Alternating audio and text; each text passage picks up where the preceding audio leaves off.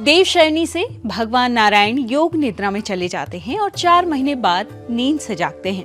इस समय को चतुर्मास कहा जाता है। चतुर्मास के दौरान किसी तरह के शुभ काम नहीं किए जाते।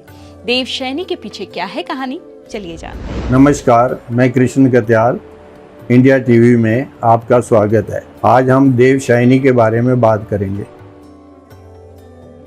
प्रचलित मान्यता के अनुसार भगवान विष्णु योग निद्रा में चले जाते हैं 4 मास के लिए, इसलिए इसको चौमासा भी कहते हैं। और इन चार मास में वर्षा ऋतु सावन के महीने में पूरा जो सृष्टि की देखभाल जो है भगवान शिव के हाथ में आ जाती है। लेकिन एक पौराणिक कथा के अनुसार देवशयनी का संबंध भगवान विष्णु के वामन अवतार से भी है।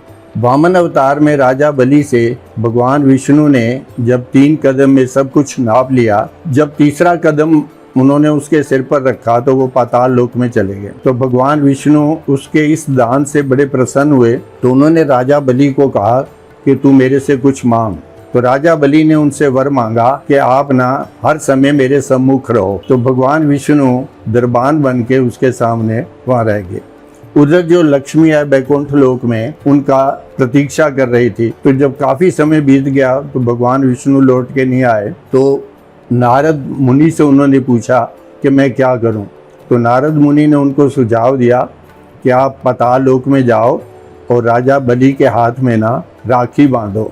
तो जब वो राखी बांधोगे तो राजा बलि आपसे पूछेगा कि मैं आपको क्या दूं, तो आप अपने पति को मांग लेना। के कथन अनुसार लक्ष्मी पाताल लोक में गई और उसने राजा बलि के हाथ में राखी बांधी। तो राजा बलि ने उससे कहा कि मांगो, क्या मांगते हो। तो उसने पति मांग लिया। तो जब पति मांग लिया तो उसने विदा जब करने लगा राजा बलि को, लक्ष्मी को, तो राजा बलि ने कहा कि मैं तुम्हें भाई तो तुमने मान ही लिया, लेकिन मैं तुम्हें पुत्री के समान अपने घर से विदा कर रहा हूँ। तो मेरा आपसे आग्रह है कि आप हर वर्ष पाताल लोक में मेरे को मिलने आओगे।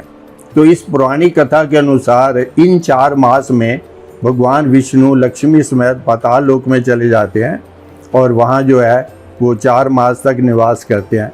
और जब 4 मास खत्म होते हैं तो वापस आते हैं, तो देव उठानी शुरू होती है। तो इन 4 मास में चौमासा जिसको कहते हैं, इसमें हमारे यहाँ कोई भी जो धार्मिक ब्याह शादियाँ इस तरह के जो उत्सव हैं वो नहीं मनाए जाते। उसका कारण है, एक तो वर्षा ऋतु के अनुसार रास्ते बंद होते हैं और आना जाना बड़ा मुश्किल होता है। तो 4 महीने तक ये सारे बंद हो जाते हैं। और 4 महीने के जब देव उठानी आती है, मतलब जब भगवान विष्णु वापस आ जाते हैं, तो उसके बाद वर्षा ऋतु भी समाप्त हो चुकी होती है और फिर जो हमारे जो उत्सव वगैरह हैं वो शुरू हो जाते हैं। तो ये है उसके पीछे का इतिहास। और वैसे जो प्रचलित मान्यता है वो यही है कि भगवान विष्णु जो है वो योग निद्रा में चले जाते हैं और सृष्टि की देखभाल जो है भगवान शिव देखते हैं 4 मास तक।